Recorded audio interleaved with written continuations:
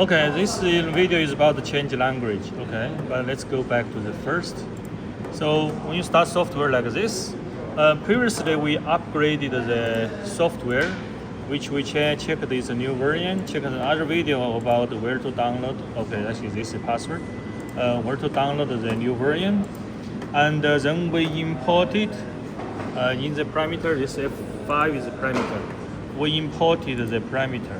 Okay, we did import, and it was saying error, but it's rebooted, and we just want to confirm it's change. So actually we go here because I remember that we have C-axis was this value, so now it's importing, it's actually working.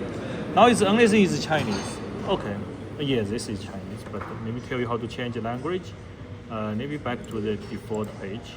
In here, you go to parameters 5.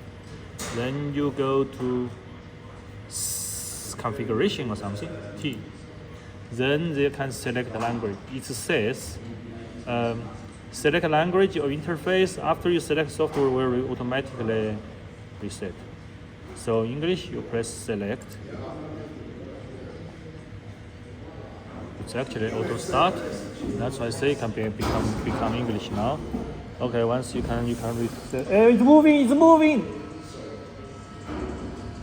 Yeah. Okay. Somebody just here.